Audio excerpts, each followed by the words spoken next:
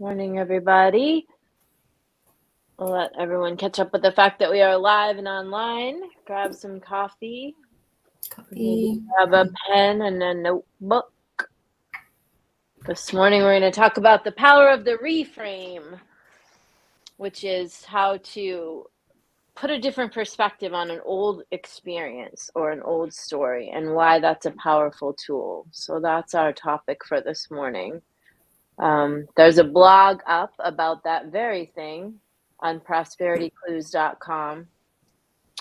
Actually, I should change this on-screen thing. Let's change this crawler to be the blog. All right. Okay. Let's let people just... It's snowing here in Vermont. What's the weather where you are, Tracy? Cold, and there's a light, very, very light dusting of snow. Very light. It's cold, but we don't need snow to be cold here. It's crazy. It is. Okay, that's the blog on the bottom, prosperityclues.com. That's the new blog site. The new website is almost done, so we'll probably launch that next week. And yeah, it's snowing about 2 inches an hour here right now. Ooh, it's crazy. Where's that groundhog? Yeah, I know, right? And there was tornado warning. There was a skunk outside last night, and he decided to spray the perimeter of our entire house. So sure. Oh my God. He was out there at 5 o'clock this morning. It was snowing, and he was like digging, looking for seeds, looking for bird seed. And then I was like, what is that weird smell? I woke up at like 5:30, like, what is that? And then I came down, I was like, oh my God, that's skunk. Let's spray the perimeter of my house.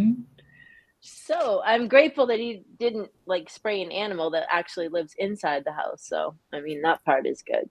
Right. All right. It looks like very few people starting to catch up with the fact that we're online. We'll just roll with it. Lots of people watch the show after the fact or listen to it after the fact. So we don't always have a robust bunch of you watching us live. That's okay. Yeah, because it's great that you're even available for later. For it's not just gone. Right. Exactly. Yeah. Very good. So the power of the reframe is thus. We all have experiences in the past that we are not crazy about, right? Like divorce or a bad relationship or a job that went poorly, or even in some cases abusive situations or health situations, or I mean, if we interviewed any one of us or our audience on how many grievances do you have from the past, we could probably fill up quite a few notebooks. Good morning, Janet. So everyone has their past stories, right? We talk a lot about your old stories, your old ways of thinking, your old ways of being. So just imagine you have all these past stories, and you have a story about the stories. You have a story about the old incident. You have a story about the marriage that didn't work out. You have a story about the man or woman that was involved. You have a story about the job that whatever. You have a story about the person that devastated you, broke your heart, betrayed you, pick something, abused you, whatever. In some cases, you might have a story about your parents and the shitty childhood you had. You got a whole plethora of stories, and you have framed those stories. So when you meet someone new and you start to tell them about you, you inevitably bring up some of these stories and you tell them within the frame that you've created for them. Usually that frame is connected to the way that you are holding that story from the past, right? So you're not meeting someone new and saying, I had this marriage, 5-10 years ago, and what an incredible lesson that was. And let me tell you what I learned from that. It was so great. No, you're like, oh my God, I had a divorce and he was this and this happened and he did this. Or you're just like, it was a marriage. It didn't. So whatever it is, whether or not you might not be going on and on about how bad it was, but you're probably not talking about it like it was a wonderful learning experience or like it was a great contribution to you. You are most likely talking about it like it's an albatross around your neck or a thorn in your side. So the power of the reframe says, let's put a new frame on that, because whatever you call something, it becomes. Yep. And people don't recognize that every time you tell that story, you are making it fresh. Yep. So it is not a story of your past. It is a story that is part of your life now. Why? Because you keep it alive by the frame that you have on it and the language that you use when you're telling it to someone. Yeah. So if you want to have a new life different from the life you have right now, you have to start looking at the past with a different frame. You have to start looking at those things that are behind you. And if you are wanting to somehow bring them into your future with a story or a perspective or a memory, you've got to put a new frame on them, a frame that matches where you want to go, not where you are now or where you were in the past. Because the stories that you're telling about the past, they don't even match where you are now, by the way. They match who you were back then. And so when you meet people that are caught like this because they can't go forward, they're not necessarily sinking back, but they just don't seem to be making forward motion. This is because they're caught in all of the stuff from the past, and they keep talking about it like the past, and so they stay here. When you start to reframe, you can reframe, and then as you reframe and you speak it, you're like, oh, I actually did learn from that. I actually saw something about myself there. I actually am a different person. I actually think about this differently. That wasn't so bad. Oh, I've come a long way. Oh, I'm getting even further. See the difference? See that? What you think here, what you speak out your flapper, is what goes forward into your future. Imagine that you're a bricklayer and you're laying the bricks of your future, and what the hell do you think is creating those but what's coming out of your pie hole and what is going on in your mind that is making solid your future like a brick. And that is the path that you are walking. So when you reframe it and you can look at it in a different way, you create a new experience. You create a new feeling for yourself. You speak about the contribution that it was, because guess what? It was a lesson. Everything is a lesson. I don't care what it was. It taught you something. It taught you something. Might have taught you to be smarter, might have taught you not to date somebody like that, might have taught you not to marry somebody like that, might have taught you how strong you are, might have taught you your ability to survive something that was horrendous. It taught you something, but we don't talk about it like that. We talk about it like how awful it was, or how devastating it was, or how horrendous it was, or how sad it was, or how bad it was, and you see what happens when you talk about what you learned and what a badass you are because you're not going to do that again. Tracy, you want to say something? Yeah, I actually want to speak into the trauma. I'm not a therapist. I'm only talking from past experience. So when something happens and it's traumatic to us and we have a reaction to it and we shut down to something, the next time the thing that looks like this shows up, we react to the thing, not even knowing that it's a reaction. Say, for instance, you're little, you get bit by a dog. You don't realize when you're little how traumatic it was for you. Your mommy hugged you, you got stitches, you laid in bed for a day, you feel better, life goes on, a dog comes along, you're automatically back into that unless you deal with the fact that you have something. It could be anger, sadness, whatever emotion comes up for you. and you have a bodily physical reaction to it. And so sometimes we have to reframe something that we don't even know that it exists. We're wondering, why do I keep doing this? Why am I crying when this cute little dog walks by? Why am I walking on the other side of the street when she walks her dog? Why am I like, because there's a thing that you don't remember. And so sometimes you have to do some work. You have to do some work to see, is there something there that I don't even know is running me, right? We talk about that, Noelle, about something that's running you. You don't even know it's running you because you haven't looked there. You're afraid to look there. You don't want to look there. Like, oh my gosh, what's behind the curtain? I'll just stay right here and keep the dog over there. Well, that doesn't serve your future, right? That's what I like. Yep. And work on the trauma.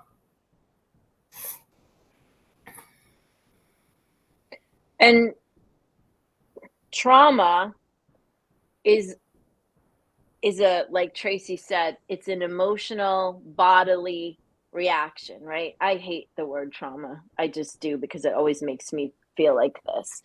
So, and that's a reframe for me, right? I try to reframe things that I don't like into a different perspective. So because when people hear trauma, sometimes they think that you can never recover from that, or I'll never get over that, or it's something really bad, or whatever.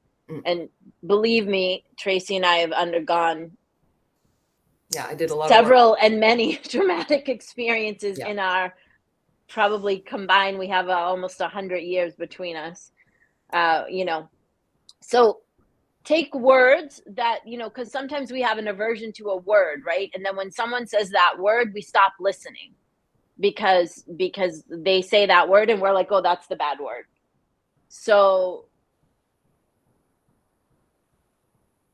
when you see yourself, like Tracy said, pulling away from something or a word or a statement, like, look at that. Start to know yourself well enough to say, oh, I'm having an unusual response to that. Why is that? Like Tracy said, why is that? Why, when someone says these words to me, do I just not want to talk to them anymore? Do I want to get away from them? Why? What is that?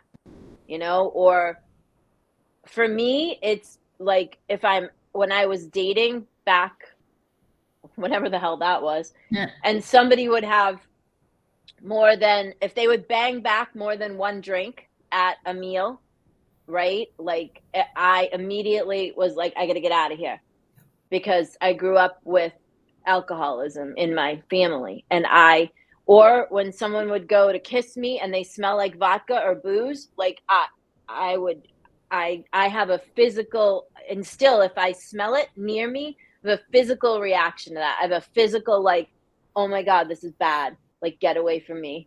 So the things like that. But I know, it's like, I know myself. But it also, let me tell you something about that. It also served me well, because I've met a few men in my time that tried to tell me that they didn't drink very much. And I know that smell, because when people that drink too much, they think that if they drink vodka, nobody will know.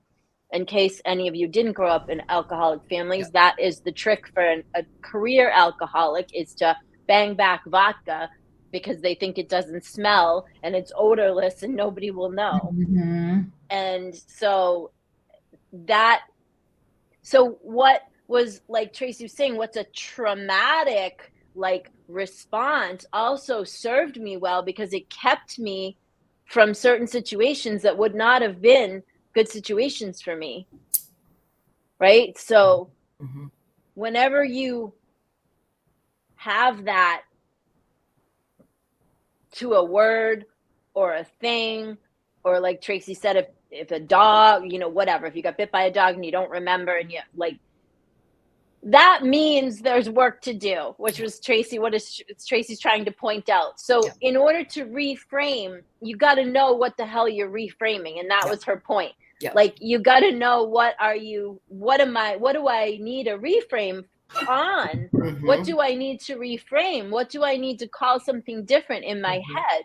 Karen, I know you're having some current, we all have experiences. Yes, so I'll go through. I have one that keeps popping up. I've said this on the show before, over and over again. So when I grew up, I have whatever you could say keywords of ADHD and dyslexia, and I could go on and on about my stories of trouble with childhood and school and barely graduating high school and whatever. So I'm doing this big exam, and it's like, I think I've showed you guys this textbook with the tiniest words on the planet, and I am just stuck because I can't stand studying, because my past tells me you always fail tests. You have to take it 3 times. You can't study. You can't graduate, whatever. I saw something the other day that said people that have struggled with learning disabilities are some of the smartest people on this planet. And most of them are the most successful entrepreneurs, because you learn to navigate the world differently, and you have to learn on your own in a way that our school system does not teach you. So I saw this and read this, and I was like, oh my God, that's me. I've always had to learn differently, but now I can problem solve in a way that a lot of people can't. So that's reframe. That's me in that aha moment, reframing the past of like, I got this because I can figure out things in a way that most people can't. Good. That is not the story I used to tell myself. Mm-hmm. That is very different. And I would challenge you to reframe that word, learning disability, and call it learning possibility. Yeah. And every time words is important too. Every time your mind wants to tell you, I have a learning, I want you to say, no, I have a learning possibility that other people don't always have. I have a learning possibility to do things differently. Start every time that comes up. And even when you hear it with other people, say, maybe you want to look at that like a learning possibility, because it just means that something different is required. Yeah. That's so, as you start to speak that, you'll teach yourself a different definition for those trigger words, we'll call them.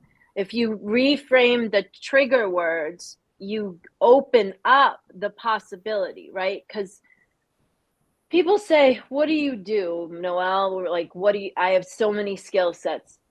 At the crux and the bottom of everything I do is I take you from whether you're a business or an entrepreneur or a human, I take you from a fixed, stuck perspective, and I blast you into a growth possibility and a growth opportunity.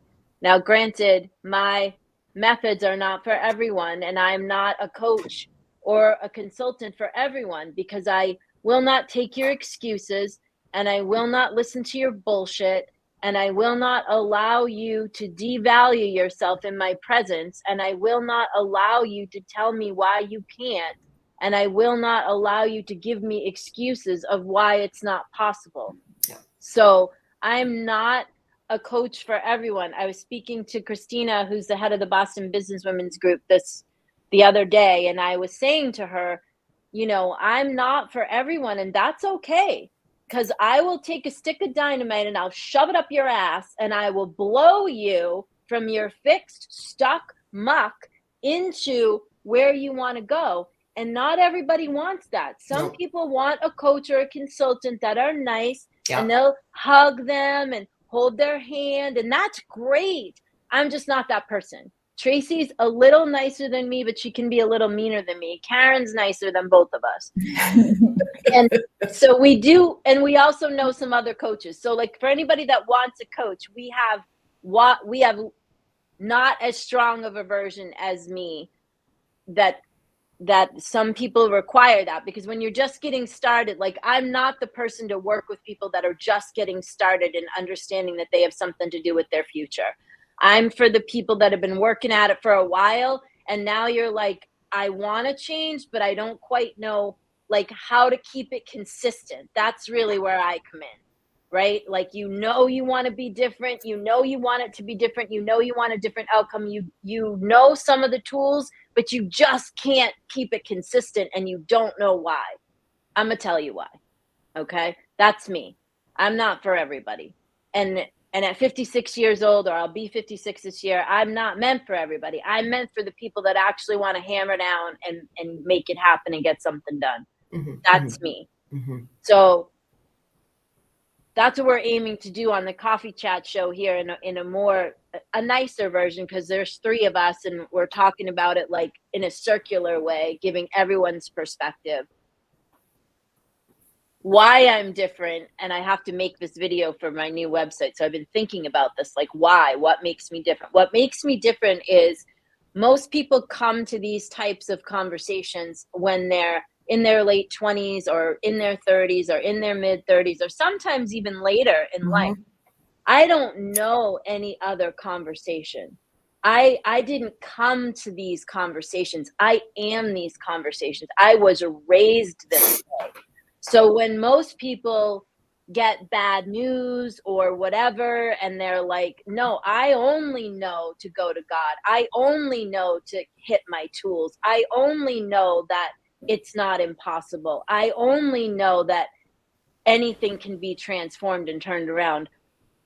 That is only my understanding. I don't know what it's like to be faced with a difficulty and not know what to do. I don't know what that's like. I want to say something. Yeah. So I think the difference in coaching based on the level of where the person is when they come, right? Some people are ready to climb the hill. Some people are ready to climb the mountain. And with you, Noelle, they're ready to climb the Alp. Like you're beyond the person that wants to climb the hill. So once they climb the hill and they bring, their little picnic lunch and they get to the top, well, then the mountain, maybe you need 2 days of food and more clothing. Well, when you're climbing the Alp, you need right? Is that kind of like that? Like kind of like that. Higher conversation. Yeah, because I'm not, and this is all like the whole reframing thing, right? And it's like when people are just starting these conversations, some people are not quite ready to look at the fact that they have 100% responsibility for their life. Yep. And that is where I understand that sort of from like a conceptual level, but in truth, I only was ever taught that I'm 100% responsible for what I bring into my life. My mother used to have me reading the newspaper and say to me, every headline that you see, somehow you're responsible for that energetically. Yeah. And I want you to learn that. Yeah. These are the things that I was learning when I was 10 and 11. This is not a normal, we all understand, I did not have a normal childhood. The woman that raised me was not a normal person doing things a normal way. Now, granted, when I was 10 and 11, I felt very persecuted and thought there was definitely something wrong with her. And now I see what she was doing. She was equipping me for, for this time in this place in the world right now, because there are generations coming up behind us that very much need the kind of conversations that I can have with people. So this, reframing things is part of that core work that I know how to do, and what I'm trying to share with you guys, like how you can begin to do that for yourself. Yeah. I have been reframing things my whole life. And sometimes it's moment by moment, because it's not like there haven't been seeming difficulties or even seeming awful circumstances. It's just a matter of taking control in that moment and beginning the reframe right then.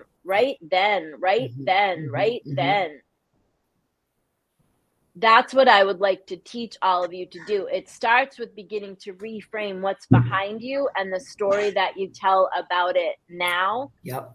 And where I'd like to get you is that when the thing hits you in the face, you immediately begin the reframe. You immediately say, this was not an accident. This was an incident. This was not a devastating end of a relationship. This is somehow protecting me. This is a beginning of something.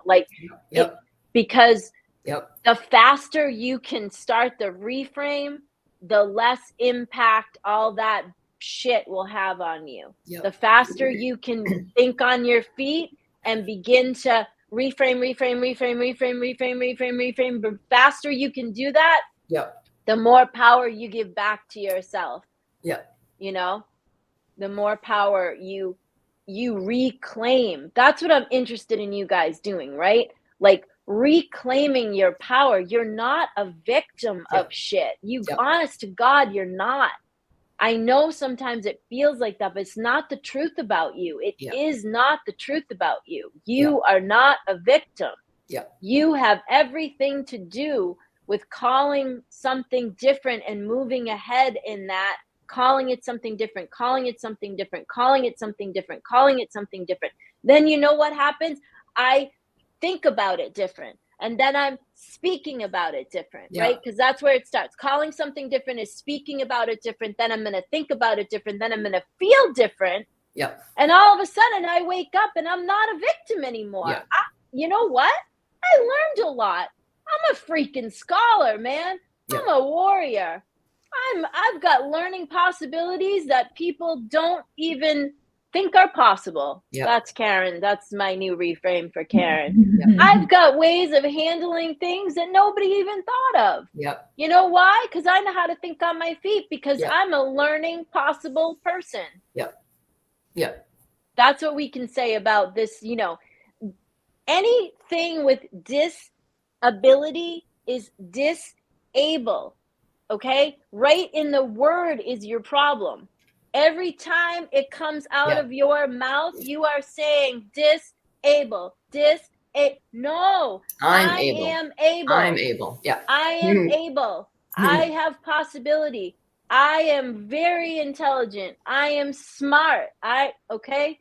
So, honest to God, it starts with your words. You know, Antonio had a girlfriend that had a lot of seeming difficulties at one point in time, and she would, you know, come over here and she would start with her. And I have to be careful, right?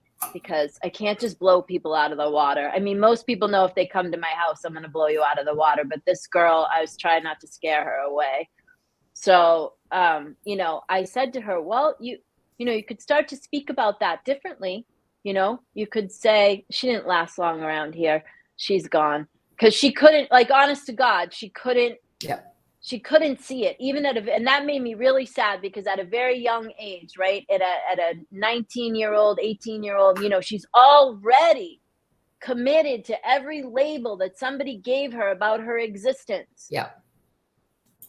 And she's already, you know, Michelle's reminding us the most powerful weapon is our mouths. It's true. The power of life and death is in your tongue. That's not a joke. It's in the Bible. It's a Bible verse. I don't care if you're religious or not religious. Like, that's no joke. There's also a Bible verse that talks about speaking life over dead bones and how they come back to, like, these things are not a joke. This is not a joke. Your energy and attention gives life. So you're either giving life to your sad story of the past, or your disable label, or whatever the hell you're doing. You're either giving that life or you're giving something else life. Every single time you open your mouth, you are putting life into whatever's coming next. Whatever's coming out of there, you just gave it legs. So start to be real careful about what's coming out of your mouth. Start to think about, do I want to see that tomorrow? Do I want to see that Tuesday? Right. Do I want to see that next year? Do I create something new? No. Right? Get a piece of duct tape and put it over your. I promise you that will help you, because you'll have to take the duct tape off to say something, and you'll have to really think about what the hell you're going to say. That's been my mantra lately. Shut your mouth. Shut your mouth. Right. Yeah. Like. No. I what did I do? I think it was actually a text to Karen the other day about something we were talking about, and I was like, and then I thought, is this helpful? I was talking about something that happened, and I thought, is this helpful? Like, is this gonna? This isn't how I'm supposed to behave. Like, delete. I had to delete the whole thing. I said, I can't, because Tracy's probably better, but Karen and I are catty. Like, I grew up with cat, you know, Tracy too. We all grew. Karen's from New York, like she's from Maryland, New York. Tracy and I from Boston. Like Boston, I'm funny. I mean, I have Yep. razor sharp wit, and I am funny, and I'm I going can in. wipe the floor with you. Is it who I need to be these days? No. Yep. Is it easy for me to access that? Oh yeah. Yep. And I mean, I'd have you rolling. I mean, if witty comedy was our thing and we weren't like speaking possibility, like we could have you rolling by making fun of people and being smart and making fun of ourselves. Yeah. But is it going to help you? No. Is it going to help me? No. Is it what I grew up with? Like not my mom, but like our extended Italian family. Oh yeah. Oh yeah. That's not who we want to be tomorrow, like you said, right? Is that what you want you're tomorrow? Saying the things that you don't want to say those things out loud. Yeah, exactly. So I mean, my point in telling you guys that is like, even at this level, even though I've done this my whole life, like I still have ways that don't work. I just know how to stop myself. I know how to delete the text. I know how to put my hand over my mouth so I'll shut up.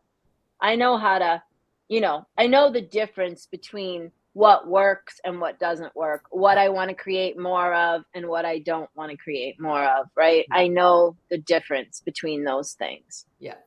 So I would encourage you to go. Prosperity Clues is scrolling along the bottom. That's my new blog site. It's still under construction. And in that, I mean, I built it myself off WordPress, and there are a couple things that are not working on it. So I have to have Drew, my web guy, go in there and fix it. I really wanted to get it up so I could start writing. So I barreled ahead and just put it up myself. And it's a little wonky, but you can get to the post and you can figure it out.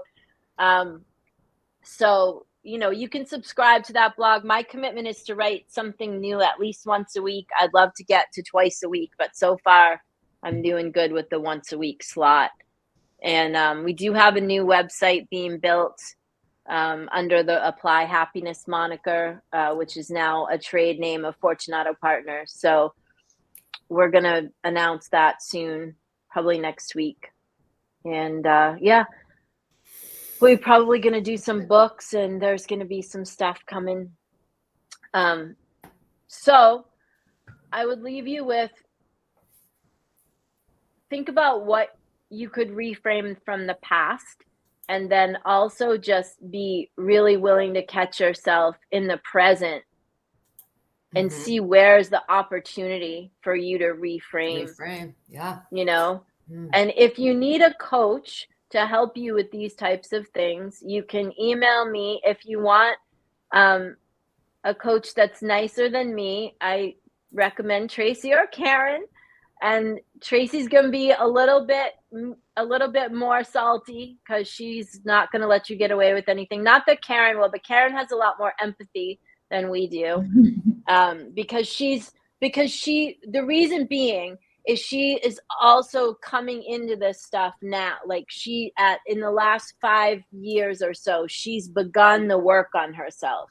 So it's just the difference between all of us is Tracy's been doing this work for 30 some odd years. I've been doing it for like 45 years, and Karen's been doing it for about 5.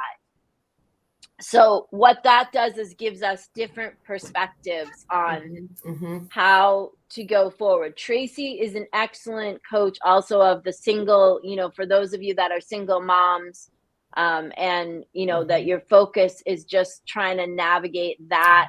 Tracy's really good with that. Tracy's also good with getting rid of your clutter and your crap and all of that.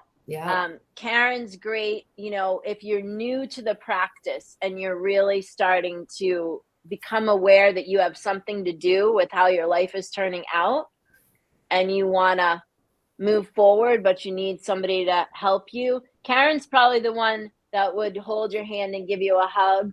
Tracy will, be a little nicer, and I'm not going to hug you. I'm going to shove a stick of dynamite up your ass. So don't come to me as a coach unless you're ready to work for real. Don't come to me with like, Noelle, I couldn't do my homework because blah, blah, blah.